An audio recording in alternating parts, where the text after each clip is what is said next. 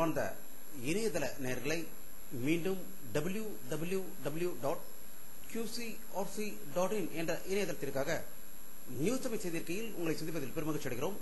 இன்று 26 ஆகஸ்ட் 2009க்கான முக்கிய செய்திகளை தற்போது பார்க்கலாம். பாரத பிரதமர் மன்மோகன் சிங் அவர்கள் 17வது சிபிஐ மற்றும் ஊழல் தடுப்பு பிரிவு அதிகாரிகளுக்கான மாநாட்டை டெல்லியில் துவக்கி வைத்ததாக டெல்லியிலிருந்து தகவல்கள் வெளிவந்து கொண்டிருக்கிறது.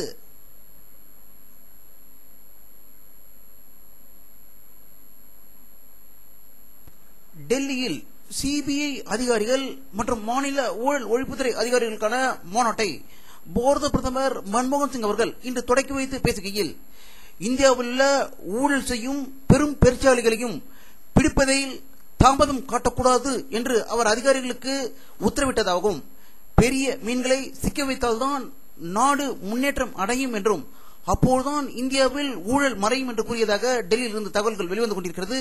இதை பற்றி நம்முடைய அரசியல் வல்லுநர் கருத்து கேட்ட போது, இந்தியாவில் உள்ள சிபிஐ மற்றும் மாநில ஊழல் ஒழிப்புத்துறைகள் அனைத்துமே பிரதமரின் கண்ட்ரோலில் தான் இருக்கிறது என்றும், அவர் கட்டுப்பாட்டில் இருந்தும் இத்தாலியில் இருந்து இங்கு வந்து பூப்பாஸ் ஊழல் செய்த அன்னை சோனியா காந்தியின் மாமாவான குற்றச்சியை பிடிப்பதற்கு பாரத பிரதமர் ஏன் தயக்கம் காட்டினார் என்று அவர்கள் கேள்வி எழுப்பியிருக்கிறார்கள்.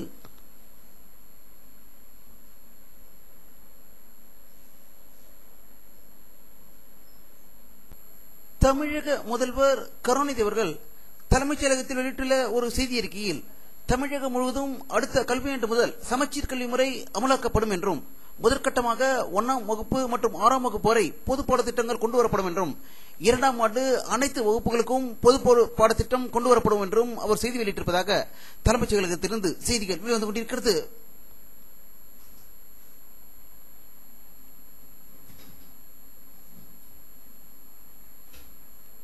பாட்டாளி மக்கள் கட்சி தலைவர் டாக்டர் ராமதாஸ் அவர்கள் இன்று வெளியிட்டுள்ள ஒரு செய்தி அறிக்கையில், அண்ணா நூற்றாண்டு விழாவில் இந்தி திணிப்பு ஆபத்தை நிரந்தரமாக தடுத்து நிறுத்த வேண்டும் என்று அவர் வலியுறுத்தியிருப்பதாக சென்னையிலிருந்து தகவல்கள் வெளிவந்து கொண்டிருக்கிறது. இதை பற்றி நம்முடைய அரசியல் வல்லுநரும் கருத்து கேட்ட போது, டாக்டர் ராமதாஸ் தன்னுடைய மகனை டாக்டருக்கு படிக்க வைத்து டெல்லியில் தன்னுடைய குடும்பத்தை செட்டில் செய்ய வைத்து அங்கு தன்னுடைய பேத்திகளை ஹிந்தி படிக்க வைத்துவிட்டு தமிழ் மக்கள் ஹிந்தி படிக்காமல் ஓட்டு பொறுக்கிகளாக ஆக்க வேண்டும் என்று அவர் எண்ணுகிறாரோ என்று அவர்கள் கடும் குற்றச்சாட்டை அவர் மீது திரித்திருக்கிறார்கள்.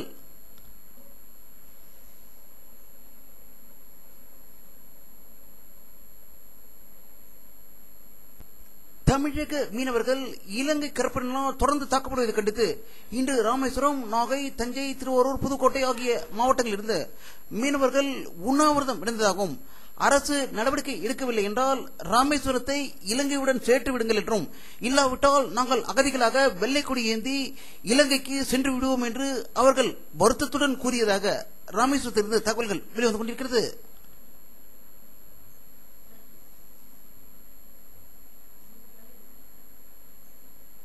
நம்முடைய அரசியல் வல்லுநரின் கருத்துக்கு வாழ்த்து செய்திகளை இமெயில் மூலம் நம்முடைய பார்வையாளர்கள் அனுப்பிய வண்ணம் நிலையில், இதற்கு காரணம் பாண்டிச்சேரியில் நடிகர் விஜய் இலவச கம்ப்யூட்டர் பயிற்சி ஆரம்பிப்பதற்கு அம்மாநில முதல்வர் வைத்தியலிங்கம் முன்னிலையில் நடந்ததற்கு நம்முடைய அரசியல் வல்லுநர்கள் வைத்தியலிங்கம் பாண்டிச்சேரி முதல்வராகவும் தமிழ் முதல்வராக விஜய் ஏற்க இருக்கிறாரா என்ற கேள்விக்கு தற்போது விடை கிடைத்திருக்கிறது என்றே கூறலாம்.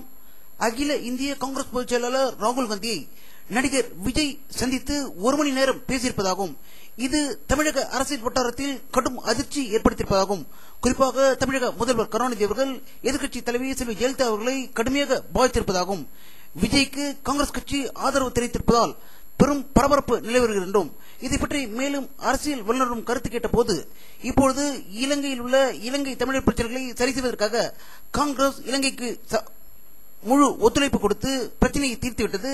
அடுத்தபடியாக திமுகவை தமிழகத்திலிருந்து வெளியேற்றுவதற்கான முயற்சிகளில் காங்கிரஸ் தலைவர் ராகுல் காந்தி ஈடுபட்டுக் கொண்டிருப்பதாக தகவல் வெளியிடுவதாக அவர்கள் கருத்து வெளியிட்டிருக்கிறார்கள்.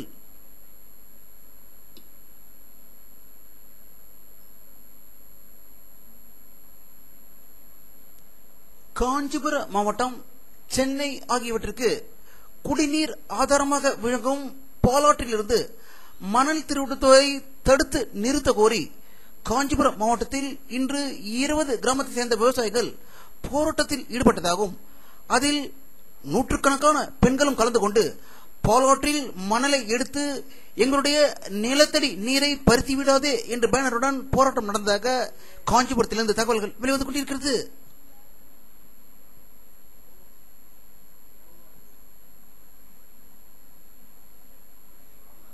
சீனாவில் உள்ள திபெத் நாட்டிற்கு சுதந்திரம் கிடைக்க வேண்டும் என்று போராடி கொண்டிருக்கும் சுதந்திர போராட்ட தியாகி திரு தலாய் லாமா அவர்கள் தைவான் நாட்டிற்கு சுற்றுப்பயணம் மேற்கொள்ள இருப்பதாக தகவல்கள் வெளியே கொண்டிருக்கிறது.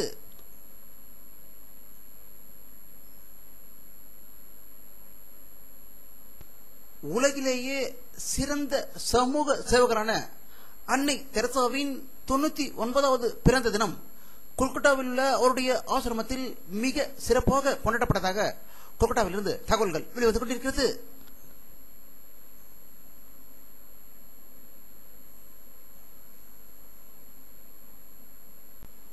தமிழ் ஈழ நாட்டில் உள்ளே புகுந்த ராஜபக்சேயின் ராணுவத்தினர் அங்குள்ள முக்கியமான சுதந்திர போராட்ட தியாகிகளை சுட்டுக் கொண்டதை லண்டனை சேர்ந்த ஒரு சேனல் ஒன்று படம் வெளியிட்டதால் உலகமே அதிர்ச்சி அடைந்திருப்பதாகவும், இந்தியாவில் சுதந்திர போராட்டம் நடந்தபோது பிரிட்டிஷார் எப்படி சுதந்திர போராட்ட தியாகிகளை சுட்டுக் கொண்டார்களோ அதைவிட மோசமாக இலங்கை ராட்சச ராணுவத்தினர் அப்போவை சுதந்திர போராட்ட தியாகிகளை சுட்டுக் கொண்ட படங்காட்சி உலக மக்களை உறைய வைத்துள்ளதாக தகவல்கள் வெளிவந்து கொண்டிருக்கிறது.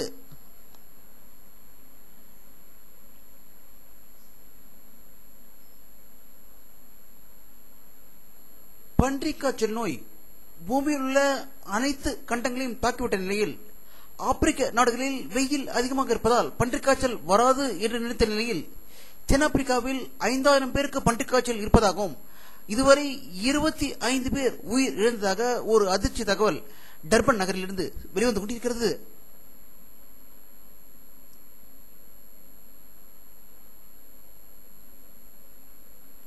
ஆப்கானிஸ்தானில் அதிபர் தேர்தலுக்கான வாக்குப்பதிகள் என்னும் நிலையில் ஆப்கானிஸ்தான் கந்தகாரில் நடந்த 5 கார் வெடிகுண்டு விபத்தில் 41 பேர் பலியானதாகவும் 100க்கும் மேற்பட்டோர் படுகாயம் அடைந்ததாகவும் கந்தகாரிலிருந்து தகவல்கள் வெளிவந்து கொண்டிருக்கிறது.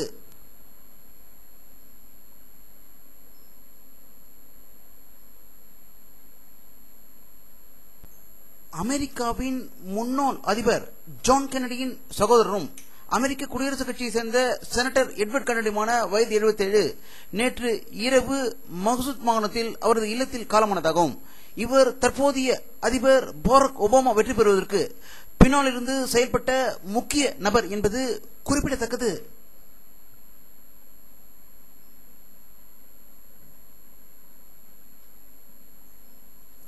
ஐக்கிய நாடுகள் சபை வெளியிட்டுள்ள ஒரு செய்திக்குறிப்பில் ஆப்பிரிக்க நாடுகளில் ஒன்றான சொமாலியாவில் 50% மக்கள் பஞ்சத்தால் அவதிப்பட்டு வருவதாகவும், அவர்களுக்கு உணவு கிடைக்காமல் பிச்சை எடுப்பவர்களைப் போல நாட்டில் அகதிகளாக சுத்திக் கொண்டிருப்பதாக ஒரு அதிர்ச்சி தகவலை வெளியிட்டிருக்கிறது.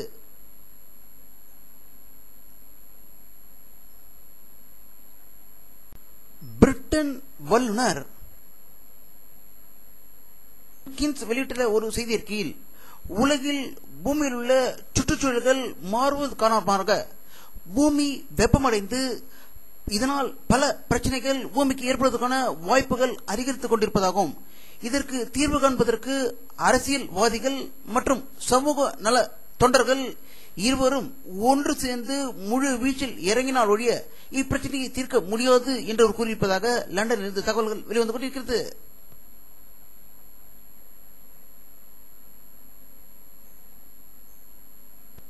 வானிலை அறிக்கை 26 ஆகஸ்ட் 2009 பிற்பகல் 5 மணியில் எடுக்கப்பட்ட சேட்டலைட் புகைப்படத்தை தற்போது பார்த்துக் கொண்டிருக்கிறீர்கள். தமிழகத்தில் மேகமூட்டங்கள் எதுவும் தெரியவில்லை.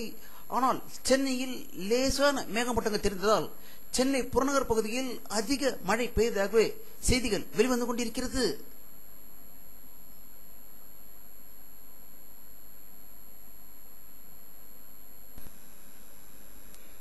இத்துடன் இந்த செய்தி அறிக்கை நிறைவடைகிறது. மீண்டும் நியூஸ் தமிழ் செய்தி அறிக்கையில் உங்களை சந்திக்கும் வரை உங்களிடமிருந்து விடைபெறுவது உங்கள் கே பாலாஜி. நன்றி.